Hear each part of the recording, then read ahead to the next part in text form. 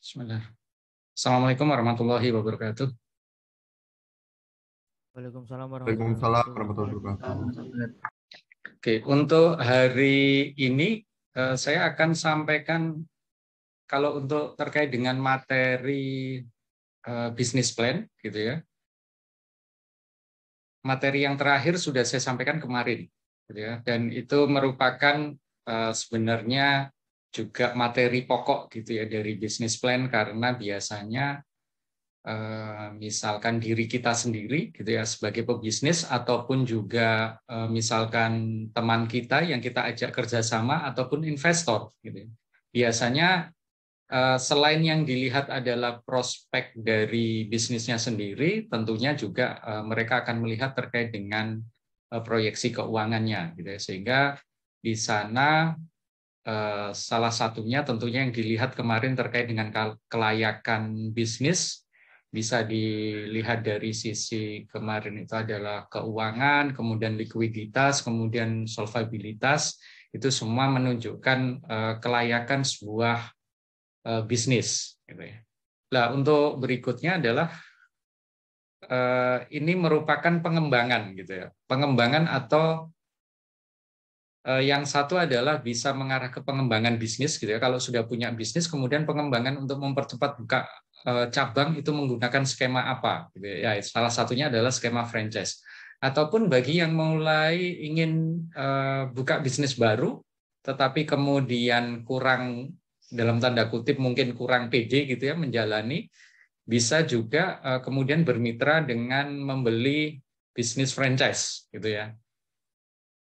Dengan dua tujuan ini gitu ya, sehingga di mata kuliah ini saya merasa gitu ya, saya pikir ini perlu disampaikan karena memiliki dua tujuan tersebut gitu ya. Satu adalah lebih ke arah misalkan pengembangan bisnis kalau bisnis kita sudah jalan, dan yang kedua adalah kalau kita ingin mulai tanpa dalam tanda kutip gitu ya untuk memperkecil risiko gitu. Kita bisa mulai dengan membeli bisnis waralaba atau franchise. Oke. Ya, definisi dari franchise ini saya ambilkan dari Asosiasi Franchise Indonesia. Untuk franchise ini ada asosiasinya sendiri, gitu ya. Dan ini legal, gitu ya. Biasanya kalau misalkan kalian ingin beli bisnis franchise, itu lebih baik yang merupakan member, gitu ya, member dari asosiasi ini, gitu.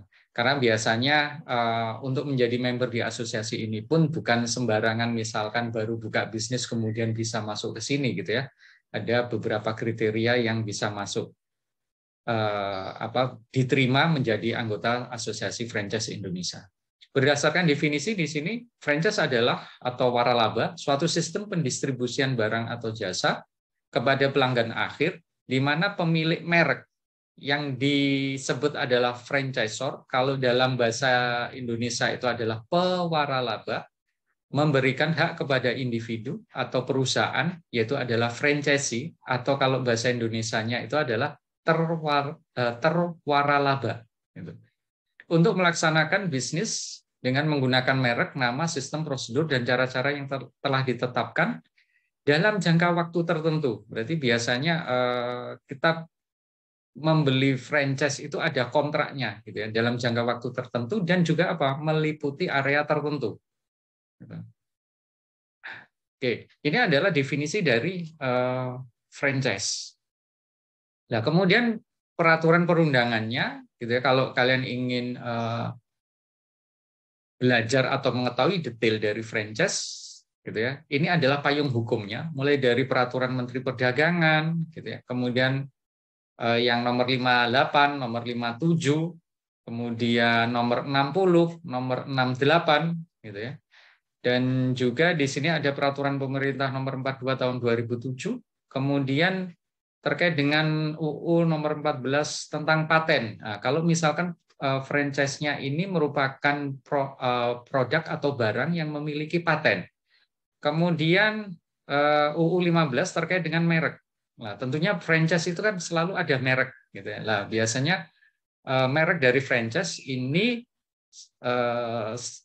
pasti gitu ya sudah didaftarkan oleh franchisornya ke Dirjen HKI. Dirjen HKI itu yang mengurus hak kekayaan intelektual. Kemudian UU 30 terkait dengan rahasia dagang. Ini terkait dengan sistem, gitu ya. Sistem dari franchise. Franchise itu kan ada sistemnya, gitu ya. Sistem itu di sana ada misalkan standard operating prosedurnya, ada kemudian peralatan dan perlengkapan yang diperlukan di awal, gitu ya, dan lain sebagainya. Di situ adalah terkait dengan rahasia dagang. Dan semua ini terkait dengan terutama paten, merek, rahasia dagang, ini biasanya pendaftarannya adalah ke Direktorat Jenderal Hak Kekayaan Intelektual, gitu ya, di bawah Kementerian Hukum dan HAM. Nah, ini adalah perundangan dan peraturan yang memayungi bisnis franchise. Nah, kemudian mengapa, gitu ya? Mengapa franchise? Nah, kalau dari sisi pelaku bisnis yang belum memiliki usaha, kita bisa melihat franchise tidak sekedar beli usaha, tetapi juga beli pengalaman, gitu ya. Karena biasanya mereka sudah franchisor ini sudah punya usaha yang jalan dan sudah terbukti sukses. Nah, sehingga kita beli itu bukan hanya beli usaha, tapi juga beli pengalaman mereka. Kemudian tidak perlu branding usaha sejak awal karena mereka tadi yang sudah saya sampaikan sudah berjalan, gitu ya. Biasanya yang bisa dianggap franchise ini kalau 5 tahun itu sudah sukses, gitu ya. Lah, ini sehingga kita tidak perlu branding usaha sejak nol. Kemudian adanya dukungan dari pihak penjual waralaba, gitu ya. Mulai yang setup misalkan gedungnya, gitu ya, interior, peralatan dan lain sebagainya itu adalah dari franchisornya. Kemudian adanya promosi yang berkesinambungan, lah biasanya promosi ini kan bukan sendiri-sendiri, gitu ya, tetapi sudah langsung kumulatif gabungan dari semua cabang, sehingga dari sisi promosi tentunya lebih efisien. Kemudian kemungkinan sukses lebih besar, tapi tidak selalu, gitu ya, bagi si terwaralaba atau franchisee atau yang beli ini selalu sukses, tidak selalu, tetapi peluang suksesnya lebih besar, gitu ya, karena di mana ada dukungan dari pihak franchisornya. Ini kalau kita lihat dari sisi yang mau beli, gitu ya. Nah, kemudian, nah ini ada kriteria waralaba berdasarkan peraturan pemerintah yang nomor 42 2007, gitu ya. Pertama adalah memiliki ciri khas usaha. Ya, bisa jadi nanti bergerak di bidang mungkin kuliner, bergerak di bidang mungkin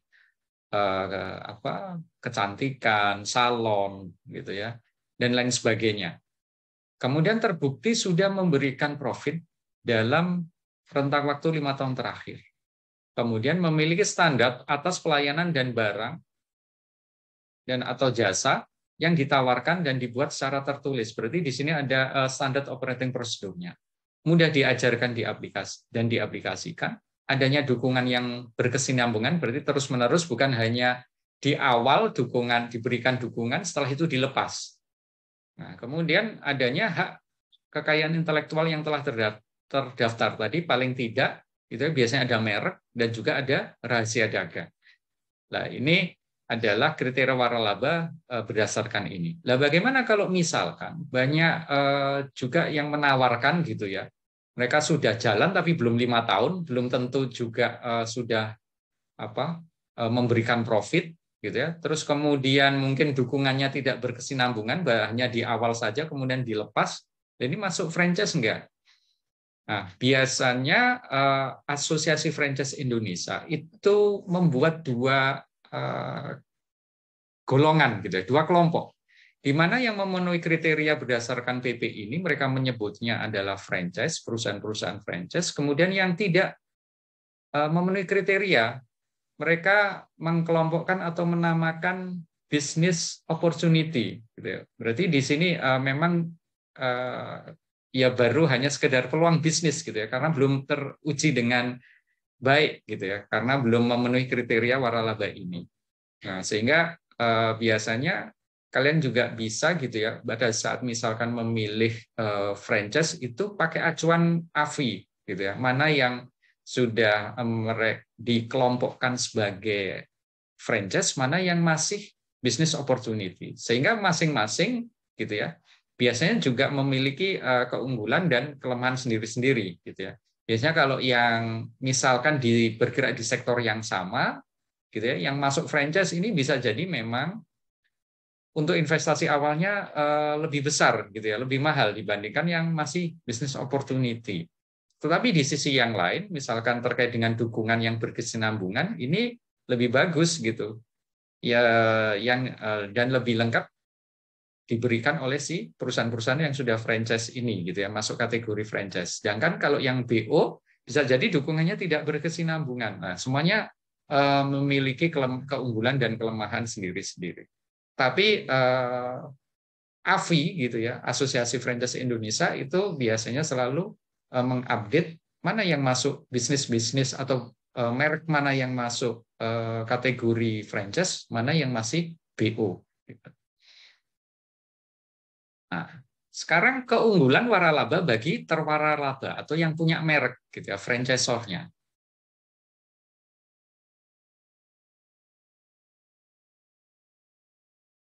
Oh, sorry. Ini terwaralaba, berarti ini bagi franchisee-nya gitu ya, bukan pewaralabanya. Berarti ini yang beli gitu ya. Keunggulan waralaba bagi yang beli. Ya tentunya seperti tadi gitu ya, ini hanya penjelasan lebih detail.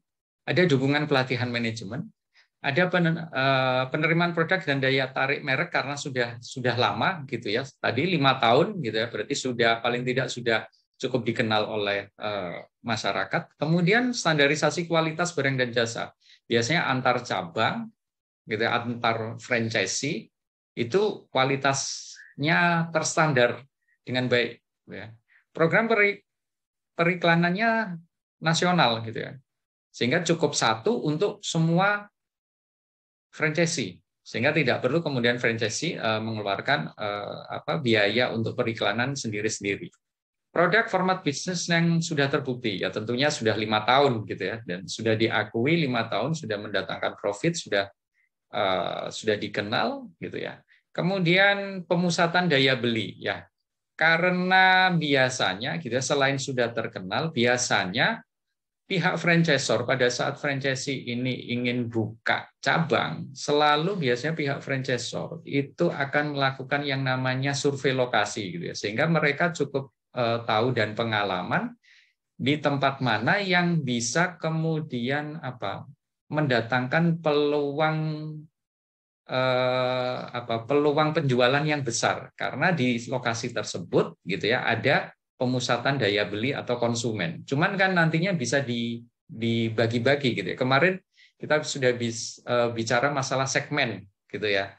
Nah, bukan hanya sekedar misalkan pokoknya buka di tengah misalkan permukiman pasti sukses. Oh, tidak. Kita harus juga ketahui gitu ya, segmen yang pas gitu kan. Lah, ini biasanya franchisor juga sudah disesuaikan, bukan hanya sekedar daerahnya ramai, tetapi di daerah tersebut gitu ya memang terjadi pemusatan konsumen dengan karakteristik segmen yang disasar seperti itu.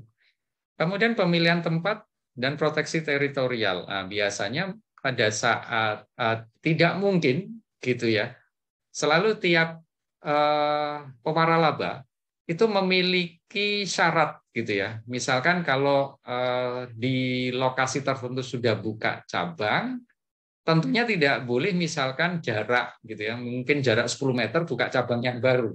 Selalu ada jarak ataupun coverage area tertentu gitu ya. Jaraknya misalkan ya minimal 100 meter gitu ya, jarak antar cabangnya, tidak boleh misalkan 10 meter, 20 meter. Nah, memang berbeda kalau kemudian ada dua franchisor gitu atau dua merek kemudian misalkan berdampingan, tapi ini kan merek yang berbeda gitu. Tapi kalau merek sama tidak mungkin ada berdampingan, selalu ada batasan teritorialnya gitu ya.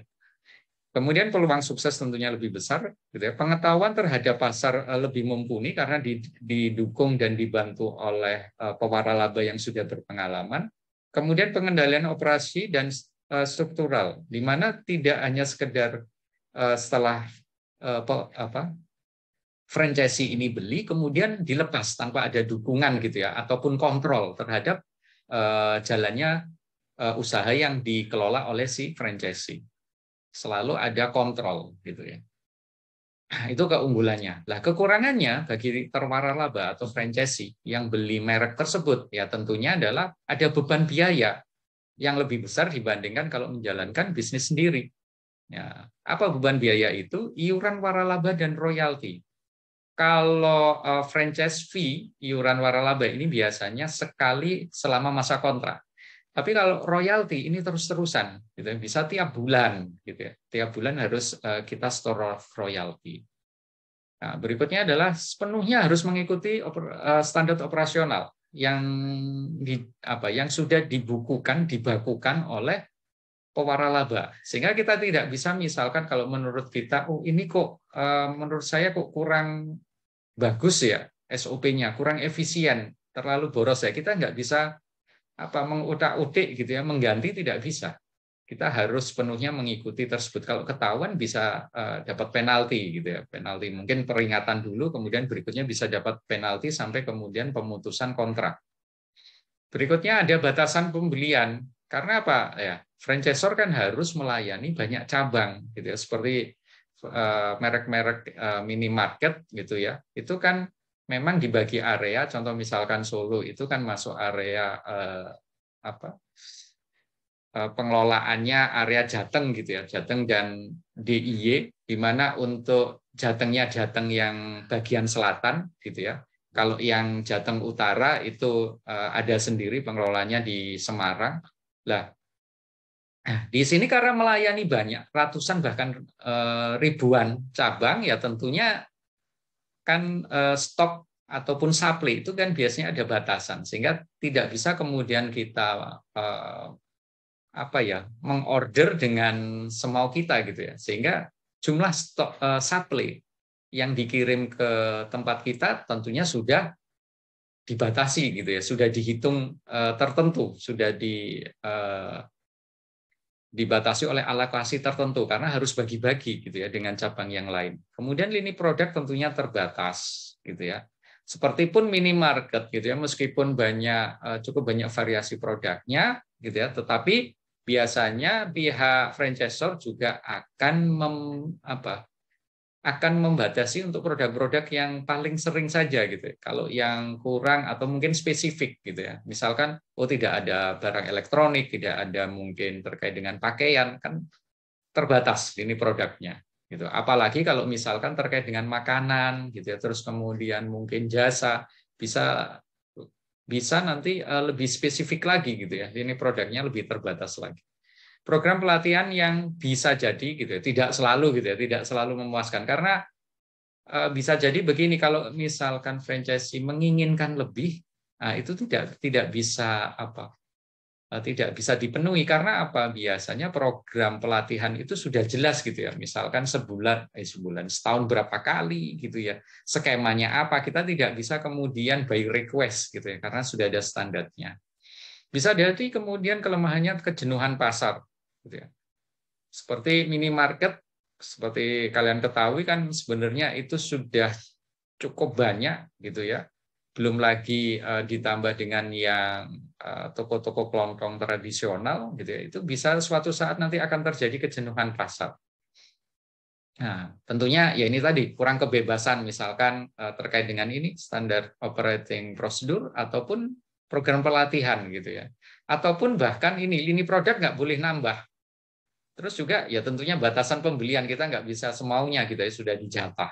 Nah, ini adalah kurangnya kebebasan. Ini adalah kekurangan waralaba bagi franchising. Nah, tapi ada keunggulan waralaba bagi pewaralaba gitu ya. Keunggulannya bagi pewaralaba adalah dapat melakukan ekspansi bisnis dengan kecepatan tinggi. Kalau kita punya bisnis, sudah berjalan 5 tahun, profit terus, untuk membuka bisnis, kalau kita membuka bisnis sendiri, atau cabang sendiri gitu ya di kota yang baru, yang lain, pada saat kita ingin ekspansi, kalau semuanya sendiri, tentunya biaya investasinya kan besar sekali. Mulai misalkan tanah, bangunan gitu ya, peralatan, semuanya sendiri. Nah, sedangkan pada saat si pewaralaba ini kemudian melakukan ekspansi bisnis dengan skema waralaba, tentunya apa? Biaya misalkan tanah bangunan itu bukan ditanggung oleh pewaralaba, tapi ditanggung oleh terwaralaba atau franchisee-nya, gitu ya. Sehingga karena beban cost-nya lebih kecil, beban investasi awalnya lebih kecil, ekspansi bisnisnya bisa lebih cepat, gitu ya. Mungkin baru bulan ini buka di kota misalkan gitu ya di Wonogiri, mungkin bulan depannya sudah bisa buka di Boyolali, bulan depannya lagi bisa buka di kota yang lain, gitu ya. Sedangkan kalau semua itu biaya ditanggung oleh si yang punya bisnis sendiri, nah itu kan karena butuh modal yang sangat besar, tentunya tidak bisa secepat itu.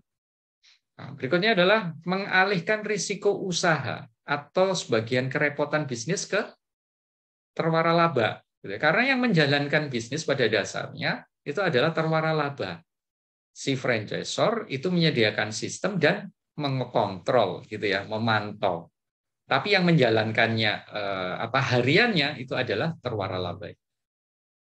Kemudian bila usaha terwaralaba maju, maka perwaralaba ikut menikmati dalam bentuk royalti yang lebih besar.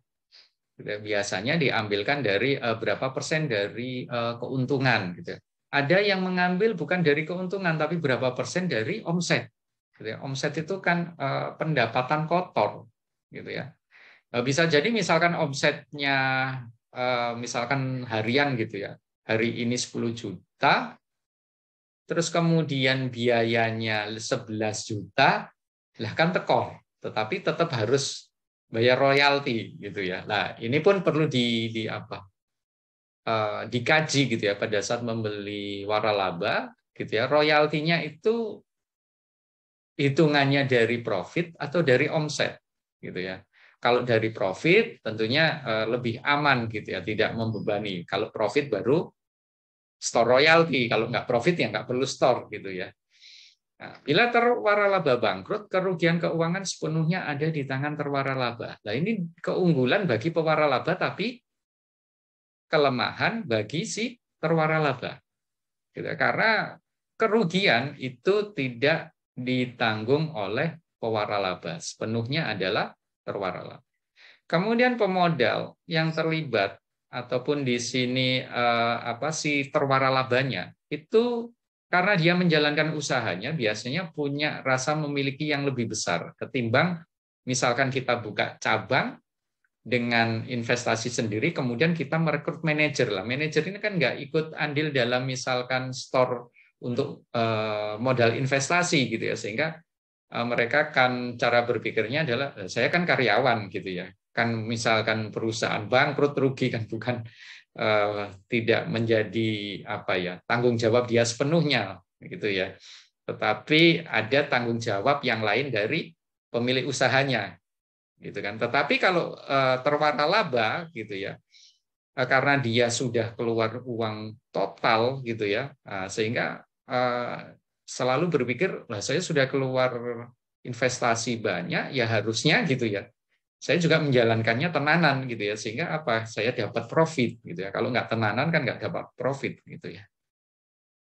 Nah, itu adalah keunggulan waralaba bagi pewaralaba. Nah, kemudian jenis waralaba ada yang disebut produk franchise, ya. Di sini contohnya adalah di sini terwaralaba menyediakan gerai, berarti tempat untuk memasarkan produk yang dihasilkan oleh pewaralaba dan mengizinkan untuk memakai merek. Nah, contohnya adalah beberapa gerai tertentu, gitu ya. Itu kan ada yang spesifik hanya menjual satu merek tertentu saja. Nah, itu adalah contohnya produk franchise. Berikutnya adalah manufacturing franchise. Di sini pewaralaba memberikan hak pada ini harusnya ya. Pewaralaba memberikan hak pada terwaralaba untuk membuat suatu produk dan menjualnya pada masyarakat dengan menggunakan merek dagang atau merek pewaralaba. Ya, contohnya minuman-minuman ringan itu adalah skemanya manufacturing franchise. Kemudian ada business opportunity ventures, gitu ya. Nah, ini berbeda dengan tadi ya, business opportunity yang kategori yang dikategorikan yang dibuat oleh AFI, gitu ya. Di sini adalah salah satu skema waralaba yang berbeda dengan yang tadi, di mana contohnya di sini adalah Terwaralaba mendistribusikan produk pewaralaba dengan mengikuti sistem yang ditetapkan pewaralaba tetapi tidak menggunakan merek dagang pewaralaba. Contohnya misalkan dealer ataupun agen penjualan otomotif gitu ya. Dia menggunakan nama PT-nya sendiri tanpa harus gitu ya wajib menggunakan di embel-embel misalkan apa tokonya itu menggunakan apa nama dari merek otomotif yang dia jual gitu ya. Biasanya kan ada misal contoh Nasmoko gitu ya. Biasanya dia kan untuk yang jualan Toyota. Kan tidak harus Nasmoko Toyota gitu kan tidak. Tapi dia hanya membawa nama PT-nya sendiri. Kemudian yang terakhir bisnis format franchising. Terwaralaba diberi lisensi untuk memasarkan produk pewaralaba sesuai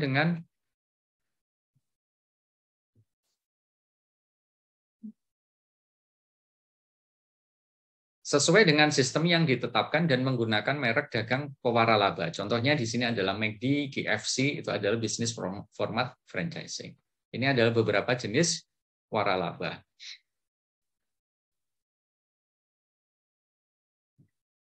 Oke. Ya, berikutnya franchise agreement gitu ya. Nah, apa yang disediakan oleh franchisor, apa yang kemudian harus disiapkan oleh franchisee. Franchisor itu biasanya apa? Memberikan hak si franchisee untuk menggunakan apa? Brand, sistem, gitu ya. Sharing experience, support misalkan training gitu ya untuk pembukaan, terus untuk penyiapan tempat, marketing dan lain-lain. Dan juga tentunya sebagai imbal baliknya dia menerima fee. Sedangkan di franchisee dia harus mempersiapkan apa? Modal, baik itu modal investasi, modal kerja, modal operasional gitu ya. Kemudian operation outlet berarti ini lebih ke arah modal operasinya. Kemudian apa? Tenaga kerja yang terlatih, kemudian yang menjalankan outlet gitu ya. Manajemen dari outlet tersebut ya tentunya ambisi gitu ya, ambisi untuk bisa menjalankan dan membesarkan bisnis yang dia kelola ini, meskipun bisnis ini menggunakan merek dari pihak lain, yaitu franchisor. Ya tentunya imbal baliknya adalah dia wajib membayar fee. Nah, fee ini nanti ada beberapa macam fee di dalam franchise, ya nanti saya akan jelaskan. Nah, ada istilah-istilah nah, terkait dengan fee, gitu ya. Nantinya ada yang namanya royalty fee, ada advertising fee, gitu ya. Dan nanti ada juga franchise fee. Franchise fee itu salah satunya nanti menjadi komponen, salah satu komponen di initial investment. Gitu. Terkait dengan fee. Dan perlu juga kita ketahui istilah-istilah lain gitu ya di franchise. Nah, ini kalau franchisor, franchisee tadi kan sudah dijelaskan di awal, dan juga ada area franchise. Nanti kita bahas satu persatu. Nah, kalau franchisor ya tentunya tadi yang punya merek gitu ya, pewaralaba punya produk sehingga biasanya gitu ya, mereka merek tersebut sudah terdaftarkan di HKI gitu ya, di Ditjen HKI. Nah, franchisor merupakan selalu biasanya kecenderungannya kebanyakan itu berupa badan usaha. Kalau yang perorangan ini jarang gitu ya. Tetapi sekarang satu lagi, mungkin kemarin waktu terkait dengan legalitas dan perizinan, saya mungkin terlewat menyampaikan satu bentuk yang baru, yang dimana itu hasil dari peraturan yang baru yang dikeluarkan pemerintah, peraturan Omnibus Law, gitu ya, dimana untuk mempercepat usaha itu salah satunya PT itu kalau peraturan lama PT itu minimal didirikan oleh 2 orang. Sekarang itu ada namanya PT perorangan, gitu ya. Berarti PT boleh didirikan oleh hanya 1 orang. Gitu ya. Itu ada satu bentuk lagi sehingga di sini bisa badan usaha atau badan perorangan. Badan perorangan ini juga bisa PT gitu ya, PT perorangan yang memberikan hak kepada pihak lain untuk memanfaatkan dan atau menggunakan hak kekayaan intelektual. Nah, tentunya di sini adalah bertugas memberikan apa ya, bukan memberikan outlet, tapi menyiapkan gitu ya, menyiapkan outlet bahan baku, menyediakan pelatihan operasional dan bisnis kepada pihak franchisee. Sedangkan franchisee-nya gitu ya, ini adalah penerima waralaba, badan usaha atau badan perorangan yang diberikan hak untuk memanfaatkan atau menggunakan HKI dari franchisor, gitu ya. Ataupun penemuan ciri khas yang dimiliki pewaralaba laba. Ya, tentunya haknya ini maksudnya menerima outlet adalah menjalankan outlet atau bisnis tersebut, gitu ya, mendapatkan perlengkapan usaha, gitu ya, mendapatkan distribusi atau pasokan bahan baku, pelatihan, menerima transfer rahasia manajemen, gitu ya. Nah, di sini salah satunya yaitu tadi rahasia dagang, gitu ya, lisensi dan lain sebagainya. Nah, sekarang fee, gitu ya. Initial investment itu ada tentunya pertama adalah pada saat misalkan gitu ya, kalian ingin membuka minimarket, ya tentunya harus menyiapkan tempat. Ya. Tempat ini kan terdiri dari tanah bangunan, terserah mau kontrak ataupun punya sendiri, gitu ya. Nah, itu adalah initial investment-nya yang pertama. Kemudian yang kedua adalah yaitu masuk ke ini ya, fixed asset. Yang kedua adalah franchise fee, di mana ini biasanya dibayarkan sekali selama masa kontrak. Nah, biasanya untuk waralaba kebanyakan gitu ya, khususnya contoh misalkan minimarket itu biasanya kontraknya adalah 5 tahun dan bisa diperpanjang. Nah, kalau sudah selesai 5 tahun diperpanjang lagi ya nanti bayar franchise fee lagi gitu ya. Nah, yang ketiga tentunya adalah modal kerja untuk awal gitu ya. Biasanya awal kan belum untung gitu ya, belum untung, bisa jadi masih minus. Nah, minus ini kan untuk menutup minus ini kita butuh modal kerja dan modal operasional gitu ya untuk bisa menutup biaya operasional di bulan-bulan awal berjalannya waralaba. Apa yang dimaksud franchisee? Gitu ya. Ini adalah biaya pembelian hak waralaba oleh franchisee ke franchisor setelah dinyatakan memenuhi syarat, gitu ya. Kemudian umumnya dibayar 1 kali saja selama masa kontrak, gitu ya. Lah, oleh franchisor biasanya biaya-biaya itu ya tidak dikembalikan 100% ya dalam bentuk ini. Karena kan franchisor juga dari biaya tersebut akan mengambil keuntungan bagi dia selain dari royalty fee. Nah, biasanya dikembalikan dalam bentuk fasilitas pelatihan, dukungan setup awal gitu ya, yang dibuka oleh si franchisee. Itu adalah franchise fee. Kemudian ada royalty fee, biaya yang harus dibayarkan pihak franchisee kepada franchisor setiap bulannya dari laba operasional, gitu ya. Seperti tadi, memang kebanyakan biasanya franchisor mengenakan adalah prosentase dari laba operasional. Tapi memang ada sedikit gitu ya, beberapa yang mengenakan dari omset. Sehingga ini kita perlu berhati-hati gitu ya, memilih mana yang aman dari sisi risiko bagi kita. Kemudian berkisar antara 2-15% dari penghasilan kotor. Penghasilan kotor itu berarti biasanya belum dikeluarkan untuk apa? Misalkan kalau kita hutang dan ada angsuran, lah itu belum termasuk angsuran gitu ya. Pihak franchisor hanya mengenakan itu adalah dari penghasilan kotor. Nah, kalau sampai bersih ya franchisornya rugi gitu ya. Kalau misalkan kita untuk menjalankan usaha dari hutang, dipotong cicilan hutang, dipotong nanti pajak, bisa jadi nggak dapat apa-apa gitu ya franchisornya gitu. Sehingga biasanya acuannya adalah laba kotor gitu ya, laba kotornya. Ya, bukan pendapatan dari penghasilan di sini pengertiannya bukan omset gitu ya, tetapi penghasilan di sini adalah laba kotor. Dan biasanya oleh pihak franchisor gitu ya, ini dikembalikan dalam bentuk pemasaran.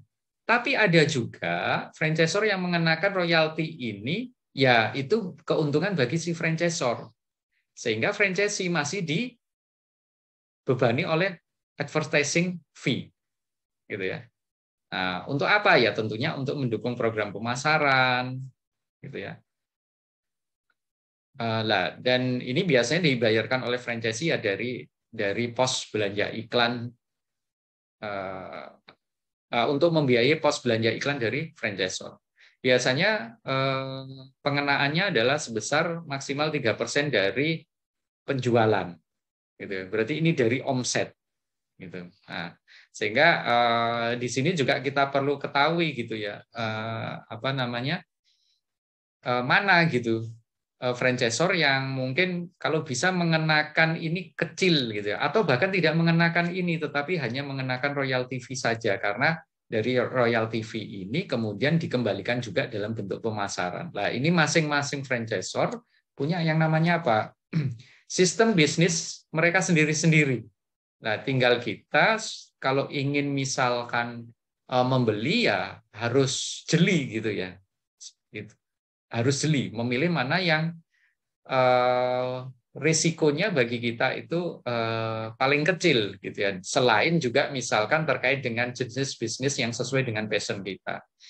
Di sisi yang lain, kalau kita sebagai pebisnis dan ingin membuka cabang dengan sistem franchise gitu ya, juga harus juga menimbang-nimbang gitu ya masalah skema ininya, pembagian royalty fee, franchise fee ataupun advertising fee-nya.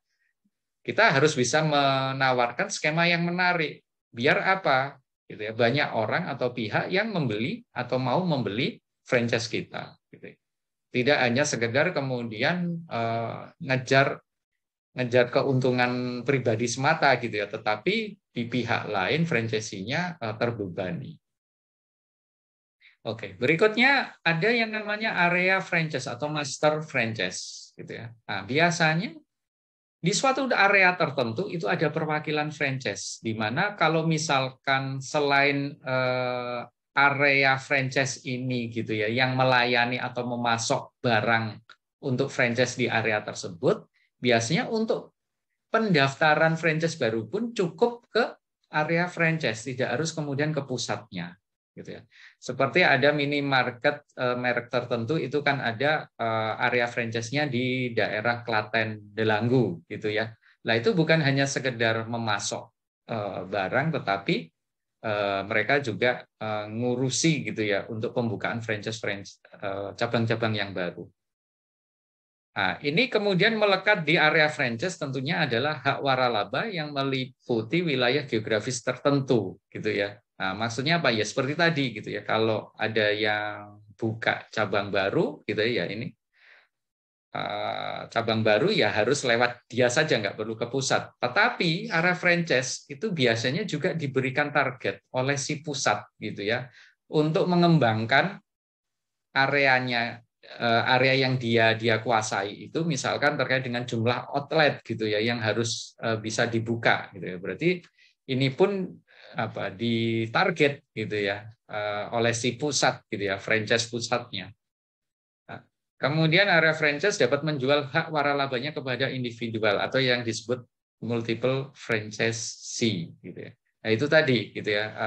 Karena dia menguasai area tertentu sehingga ya hak gitu ya, hak untuk apa, dia diberikan hak untuk menjual gitu ya, menjual ke pihak lain yang ingin buka apa, buka cabang dengan merek dia, dengan merek si yang dipunyai oleh franchise pusatnya gitu ya, seperti itu. Oke, kemudian ada yang namanya development agreement gitu ya, perjanjian antara franchisor dengan master franchise berkaitan dengan komitmen franchise dalam hal target pengembangan waralaba di area geografis. Lah, ini adalah development agreement, itu biasanya melibatkan ya ini tadi franchisor dengan area franchise atau master franchise. Bahkan kalau untuk misalkan franchise dunia gitu ya, misalkan KFC, McDonald gitu ya. Untuk di Indonesia selalu juga ada yang namanya master franchise-nya. Sehingga kalau misalkan kita ingin buka gitu ya untuk kerjasama membeli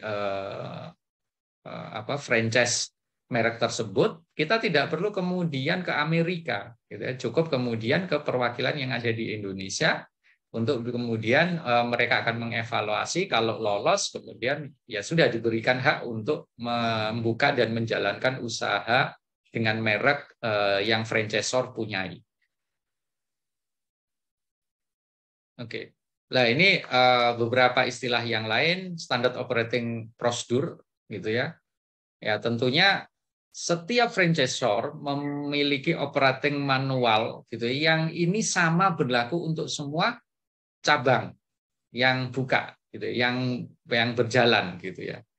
Standarnya sama. Cuman biasanya untuk terkait dengan contoh misalkan untuk apa, kalian bisa bandingkan gitu ya, untuk franchise luar terkait misalkan kuliner, contoh McD, KFC, itu biasanya menu yang dijual gitu ya, ataupun standar operatingnya itu sedikit berbeda dengan yang di pusat gitu ya. Berbeda area biasanya, terutama menu itu biasanya berbeda, disesuaikan dengan wilayah setempat. Nah, kemudian juga disesuaikan juga dengan teknologi dan kemampuan SDN setempat gitu ya. Tetapi secara garis besar biasanya SOP-nya sama. Tetapi kalau menu biasanya cenderung lebih fleksibel gitu ya. Soalnya kalau semua daerah atau semua negara disamakan tentunya mungkin kurang ini ya, kurang menarik gitu ya.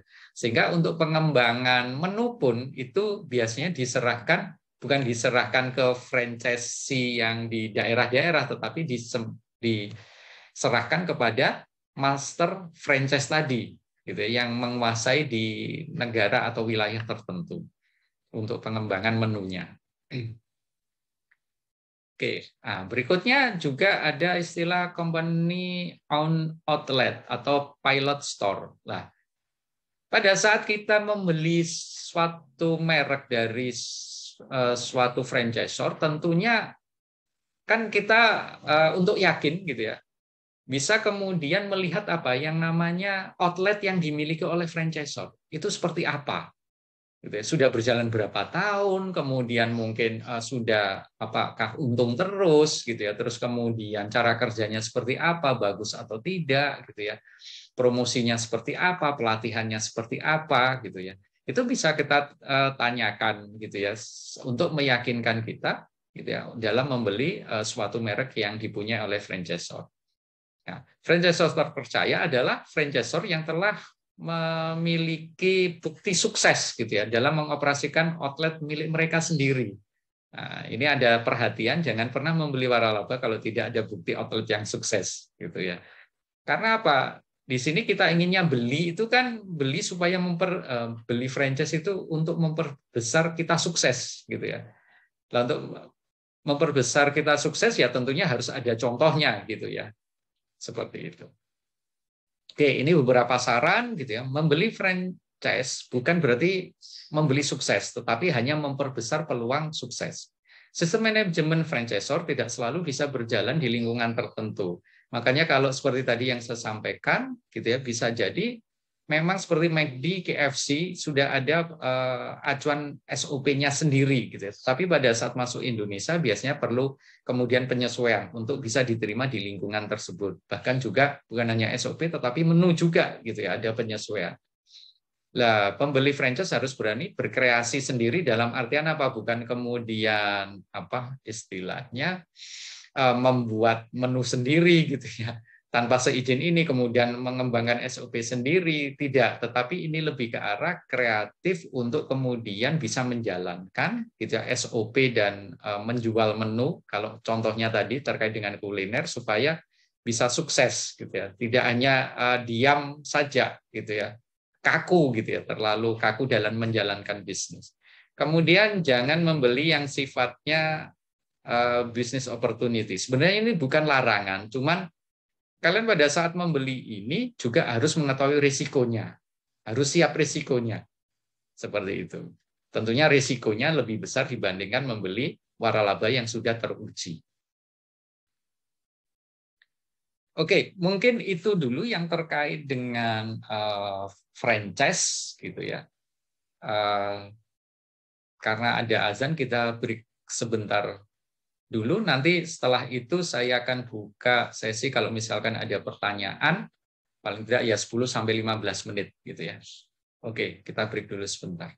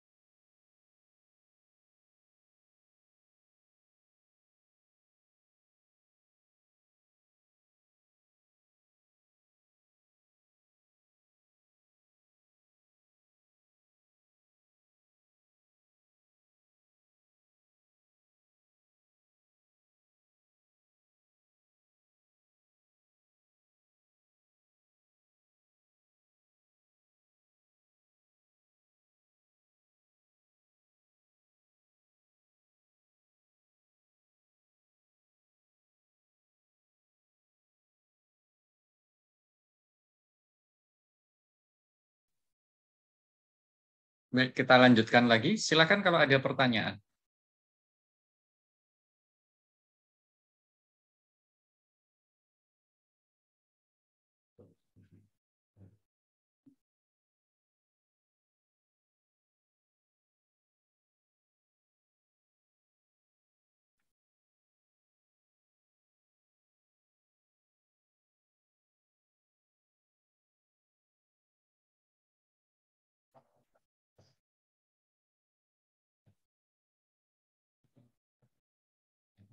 Maaf Pak, izin bertanya Pak.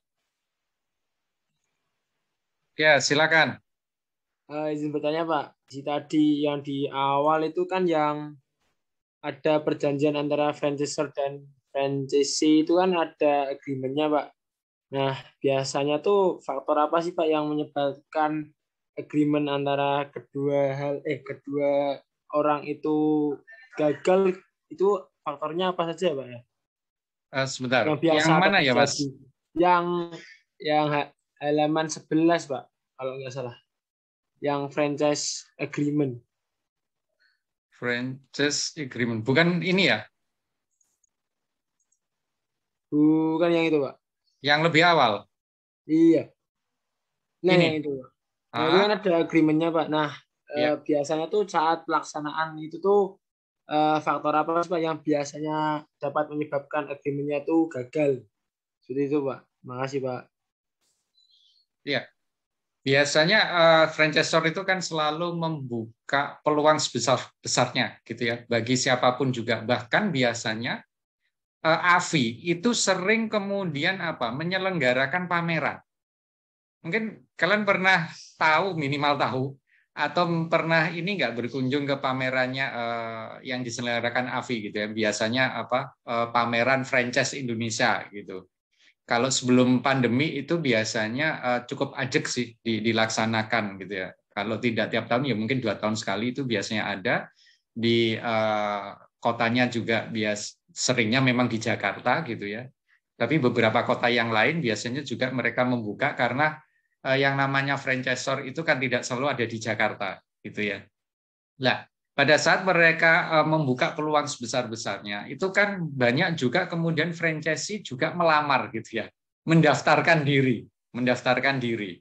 Nah, mendaftarkan diri ini salah satu contoh gitu ya. Misalkan kalau terkait dengan apa namanya yang franchise yang membutuhkan tempat gitu ya, membutuhkan tempat. Itu biasanya begini, franchisee bisa saja menawarkan tempat yang dia punyai, tetapi biasanya kan kemudian meskipun itu tempatnya milik sendiri, milik si franchisee, tidak kemudian serta-merta pasti di ACC oleh franchisor.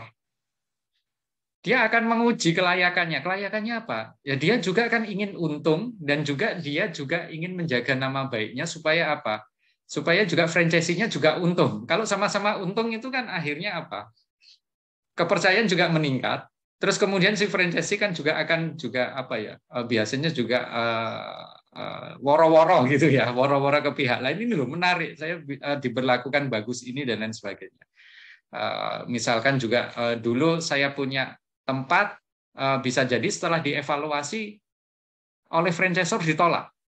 Karena apa? Bisa jadi yaitu tadi pertama tidak strategis dalam hal menarik gitu ya, menarik banyak konsumen ke sana. Karena apa? Tidak sesuai dengan background konsumen yang ada di sana itu tidak sesuai dengan yang franchisor sasar. Bisa jadi seperti itu. Contoh misalkan, oke kalau kalau minimarket kecenderungan kan umum ya siapapun juga bisa gitu ya. Tetapi kalau misalkan klinik kecantikan gitu ya, ditempatkan di di apa daerah permukiman, belum tentu itu cocok mas, gitu ya. Karena apa? Bisa jadi pemukimannya sebenarnya karena ini kecantikan biasanya kan karena ini kebutuhan bukan primer, cenderung tersier, hanya orang-orang mungkin yang ada kelebihan gitu ya, dan kelebihan dana dan juga ada tuntutan untuk ke sana. Nah, berarti ya harus kemudian dipilih lagi. Oh, pemukiman ini kurang cocok. Kalau kemudian kita tawarkan, gitu ya, tempat kita misalkan kita punya toko gitu ya, atau ruko di tempat yang sebenarnya dekat dengan pemukiman yang kurang gitu ya, kurang cocok dengan itu ya pasti ditolak. Nah, cuman biasanya franchisor itu kemudian tidak memberikan begini. Ya sudah tolak coret gitu ya. Tidak. Biasanya ya udah, ini memang alternatif lokasi ini kami tidak bisa setujui gitu ya. Mereka kemudian akan mengembalikan lagi. Ada nggak alternatif lain? Kalau tidak ada, biasanya mereka juga punya istilahnya apa ya? Lokasi-lokasi potensial gitu ya, yang mereka bidik. Ini loh, saya punya lokasi potensial di mana di sini ada beberapa ruko, tapi ruko ini bukan milik saya. Anda bisa sewa ini, nanti kemudian kerjasama ke kami. Kemungkinan besar akan kami setujui. Bisa jadi seperti itu, Mas. Berarti tidak serta-merta langsung, wah pokoknya kita sudah punya modal gede, gitu ya, punya tempat, punya macam-macam, terus kemudian, wah ini pasti di ACC. Belum tentu. Belum tentu. Nah, kemudian bisa juga begini, di minimarket itu yang saya tahu juga ada model seperti ini, istilahnya TO, take over. Kadang-kadang minimarket modern yang ada, gitu ya, itu memiliki banyak franchisee yang kemudian entah sebab apa mereka kemudian tutup, gitu ya. Entah mereka sudah mungkin rugi terus, atau sebenarnya untung tapi sudah males gitu ya, males dalam artian mungkin kemudian setelah untung terus kemudian dia punya modal dirikan bisnis sendiri gitu ya, ini ingin sudah mau habis kontraknya juga gitu ya, lah ingin kemudian karena sudah tidak mau memperpanjang, bisa jadi ini kemudian dibuka, biasanya itu ada di pameran itu, minimarket gitu ya, ataupun franchisor gitu itu menawarkan TO. Nah ini loh ada sudah bisnis yang jalan, ini sudah mau tutup itu maksudnya kontraknya habis, Anda bisa tinggal perpanjang, tempatnya sudah ada, mau nggak take over? Berarti sebenarnya kan sudah jalan gitu, tinggal nerusin. Tapi biasanya ini juga butuh dana yang lebih besar karena tidak mulai awal gitu ya, karena sudah ada nama, sudah ada pelanggan gitu ya yang beli sana, mereka tawarkan take over. Nah, take over ini biasanya atas kesepakatan dari franchisee yang lama dengan franchisor untuk menentukan harga take over-nya. Seperti itu. Ada skema juga seperti ini. Gitu ya. Dan ya banyak hal gitu ya. Banyak hal, dan ya contoh juga misalkan sudah ditawarkan seperti itu, bisa nggak kemudian pasti diterima? Ya belum tentu juga gitu ya. Kan sudah enak, saya sudah mau take over gitu ya. Apakah kemudian pasti kemudian diterima gitu ya. Nah, biasanya juga kalau misalkan ada semacam daftar gitu ya yang mau beli TO tersebut, tentunya kemudian si pihak franchisor kan akan mengevaluasi gitu ya. Mana-mana orang yang kemudian gitu ya. Pertama tentunya kalau misalkan yang punya pengalaman jalanin bisnis sama orang yang belum punya pasti kan beda ya penilaiannya. Ini ada misalkan 2 orang mau TO, gitu ya, sudah sepakat harga misalkan 0,5 M, yang satu punya pengalaman bisnis, yang satu tidak. Ya bisa jadi kemudian si franchisor ini lebih cenderung ya sudah TO-nya saya serahkan saja yang punya pengalaman atau punya skill gitu ya terkait itu. Banyak hal yang bisa mempengaruhi calon gitu ya, calon franchisee ini kemudian ditolak. Ya tentunya yang pasti ditolak kalau misalkan gitu, oh ternyata duitnya nggak cukup ya itu pasti. Ini kita ngomong yang sebenarnya secara finansial mampu pun itu belum tentu kemudian dengan mudahnya pasti diterima. Menjawab ya Mas? Sangat menjawab sekali Pak. Terima kasih Pak. Oke, ya pertanyaan yang bagus gitu. Silakan kalau ada lagi yang ditanyakan. Tapi memang perlu kalian ketahui juga gitu ya. Sebenarnya banyak juga yang ditawarkan, contoh misalkan mungkin pernah tahu gitu ya di media sosial gitu ataupun di iklan-iklan baik di TV ataupun di media cetak atau media sosial gitu ya. Tawaran-tawaran sejenis ini, contoh misalkan cukup di bawah 10 juta gitu ya bisa jalankan usaha dan seterusnya. Itu hal yang menarik.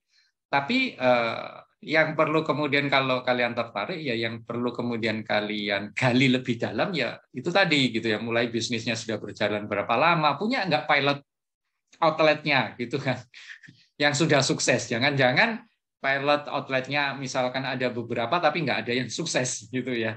Nah ini kan perlu digali. Terus kemudian juga tadi gitu ya, sudah berjalan berapa, kemudian dia anggota enggak. Bukan kemudian seperti tadi gitu ya, jangan membeli. Nggak masalah membeli yang masih BO pun, tapi akhirnya gitu ya, resikonya itu kalian juga harus siap. Soalnya biasanya untuk yang BO gitu ya, itu ada skema seperti ini. Ya sudah setelah beli, kemudian dikasih SOP tertulis, terus kemudian ada pelatihan di awal, setelah itu selesai. Tidak ada dukungan lagi setelahnya. Jadi kemudian kalian harus misalkan menjalankan sendiri, harus kemudian bekerja keras sendiri gitu ya. Kalau ngiklan ya harus ngiklan sendiri dan lain sebagainya. Nah, itu risiko yang harus siap, di mana ada kemungkinan kan memang harganya lebih murah gitu ya dibandingkan mungkin yang sudah lama gitu ya. Tapi yang sudah lama bisa jadi perlakuannya berbeda gitu kan, bukan misalkan trainingnya bukan sekali gitu ya, nanti mungkin tiap tahun ada update knowledge gitu ya, melalui training yang ada, kemudian mungkin juga iklan itu barengan, sehingga yang ngemas atau mendesain iklan itu dan menentukan medianya itu dari franchisor gitu ya, dan lain sebagainya. Lah ini perlu memang kemudian perlu istilahnya ditelisik gitu ya, lebih dalam pada saat kita ingin membeli sebuah franchise ataupun BO gitu ya, business opportunity itu tambahannya gitu ya. Silakan kalau masih ada lagi.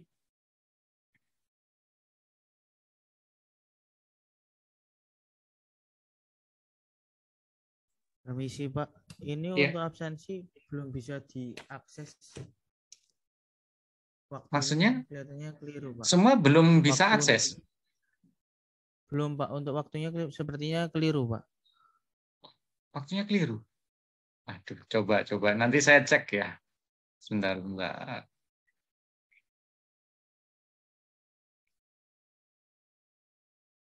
Keliru. Oh, ya.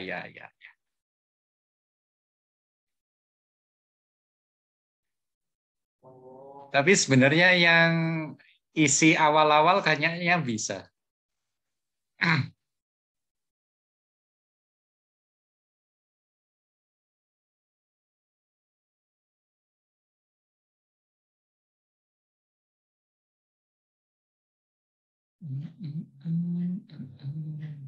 Silakan sambil saya nunggu update. Oh ya, belum ada ya.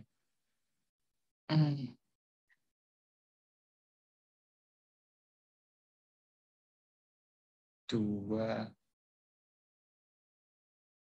Oke, saya perpanjang aja.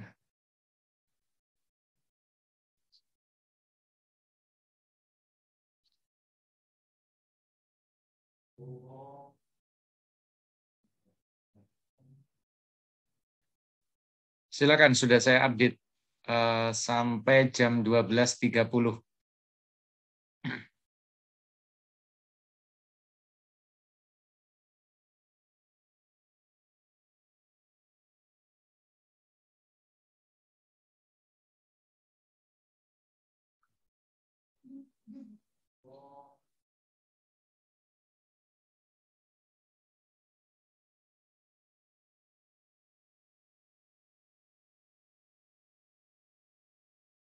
Oke, kalau tidak ada,